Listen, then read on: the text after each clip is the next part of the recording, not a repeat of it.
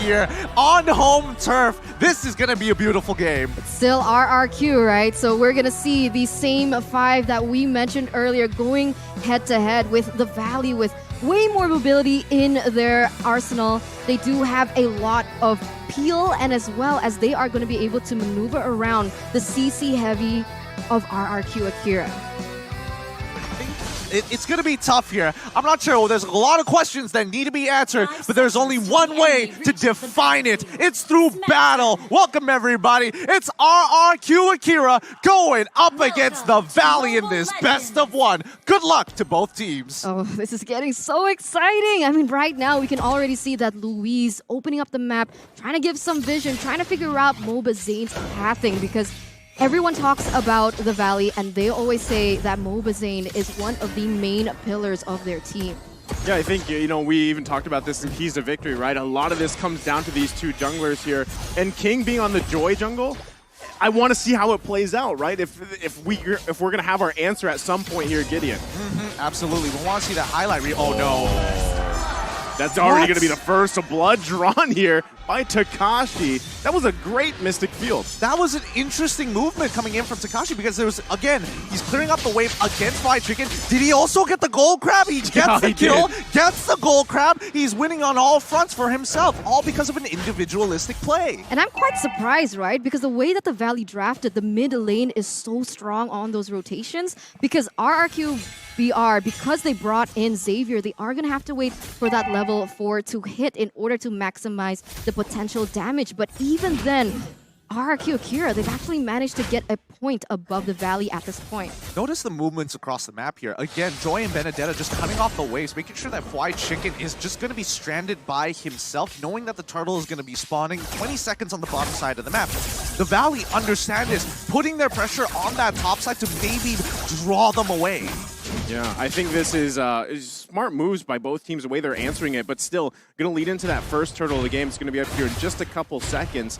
But you see them both. I mean, the question is, how does RRQ Akira play around with Takashi's lead that he has? Knowing that this first turtle comes up, it could be anyone's ball game, especially the Petrify's there. You've got the Electro final blow, and you're going to see them battle out for it already as both teams juggle it around. This turtle dance, Luis going to charge up the flicker in, not going to connect though. Still the fight goes on. It's going to be red street away by King. The king of the jungle stands for now as they secure the first turtle, no, King. but he's going to get focused down. It's Fried Chicken to take out King. So, I mean, at this point, it is a 1-for-1 trade. Takashi is going to be able to get out of that situation alive, but King for a turtle. What do you think about this here, Gideon?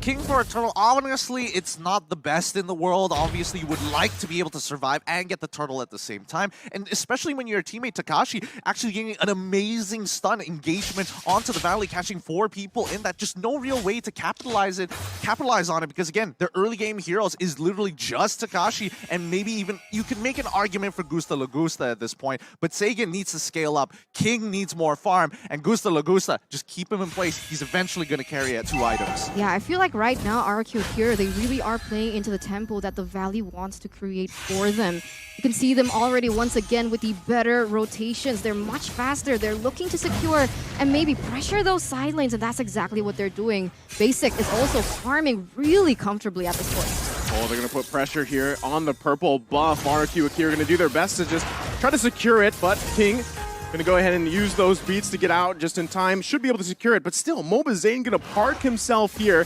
The battle for the purple buff. Luis going to charge up, gets him right on target. It's Moba Zane going to be in trouble. Colt Alter plus the guiding win.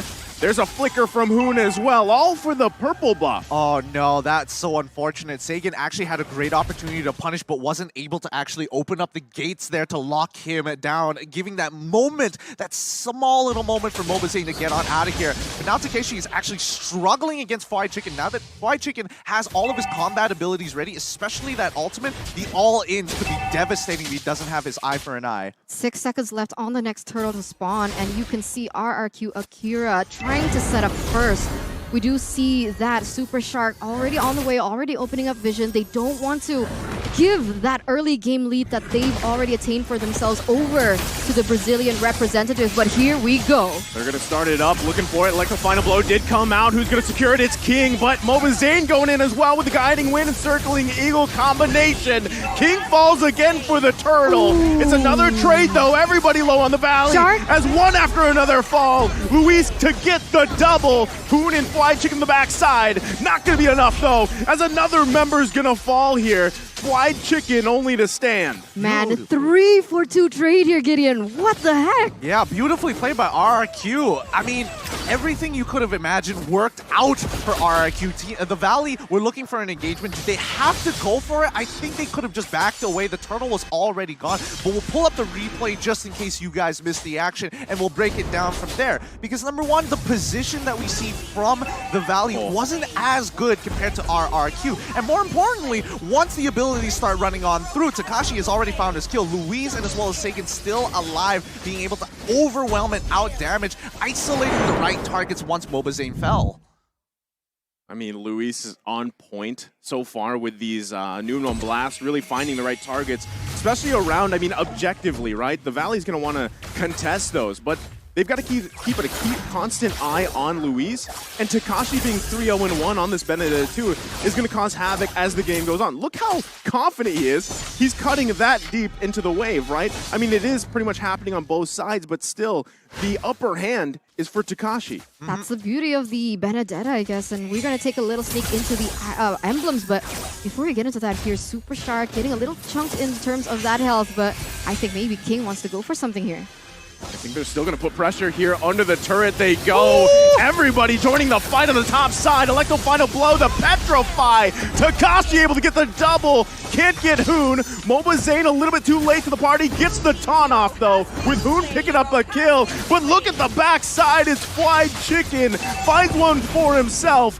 But ultimately now Takashi going to be caught in a position of 1 versus 3. Does he still commit to it? He bobs, he weaves. Mobazane still sticking to him. Takashi should be able to survive. A 2 for 2 trade overall. A really good setup dive for the side of RRQ. And I think RRQ Akira had a really good idea. They should have cut their losses as soon as King was out of position. Back away. You don't need to give anything else, but the Valley's taking one step forward, getting and buying time for Fried Chicken to jump right into the middle of that fight to even out the score.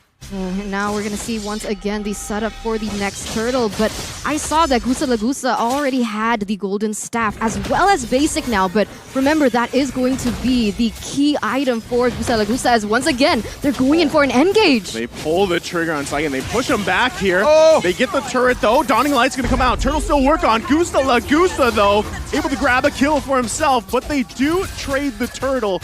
Nothing too much after that.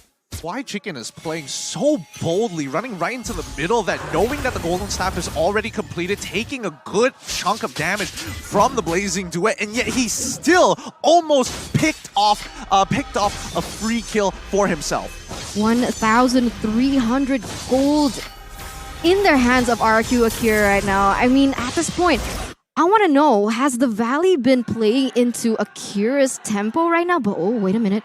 Gusta Lagusta needs to be careful here.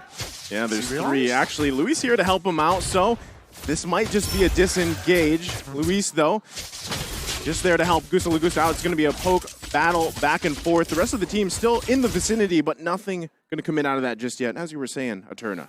Yeah, I just want to know what's happening here. How did RRQ actually pick up the lead? I mean, earlier on, the Valley seemed to have the tempo. They seemed to be confident with what they were doing. Are they playing a little too aggressively into RRQ Brazil?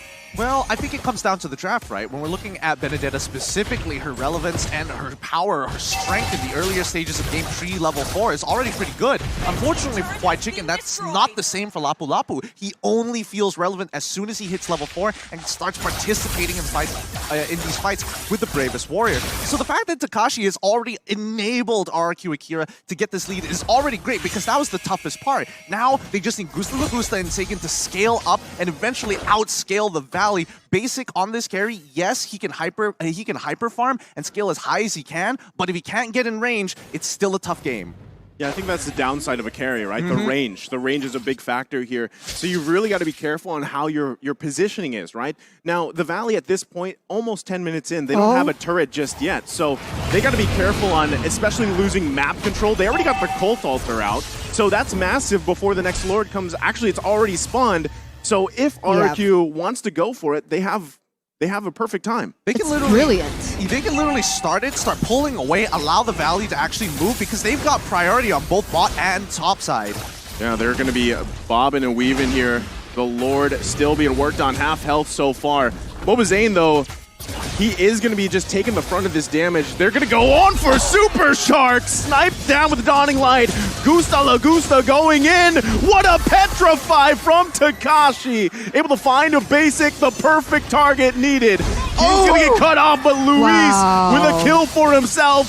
3 down for the Valley. And they're still going. What a Mystic Field with King for the cleanup. And now it's a Mobazane left alive. And that's going to be the wipeout for the Valley. What a massive play for RRQ Akira. That was insane. The way that they played that team fight was so beautiful, so textbook. And that's going to give RRQ Akira a massive lead. And not to mention this free Lord. I get it now. I get it why you were saying it was like a mini Blacklist International. A lot of their macro play is centralized around one objective, one thing at a time, but covering all of your bases, making it very difficult for the Valley to keep up, even if they're just slightly behind in tempo, which is rather frustrating because RRQ at this stage of the game are breaking apart the Valley just by looking for these strong engages, and especially keeping your eyes on Sagan. His Mystic Fields have been on point. From start to here. I mean, that's what got them the first blood, right? And this all snowballed Takashi, but they're still going to be focusing here on the bottom side. Fly Chicken and Mobazane to be the front. They've got the Lord to handle the mid lane eventually, but they might get sandwiched in here for that tier 2. Look at the backside. Takashi goes in, forces them back.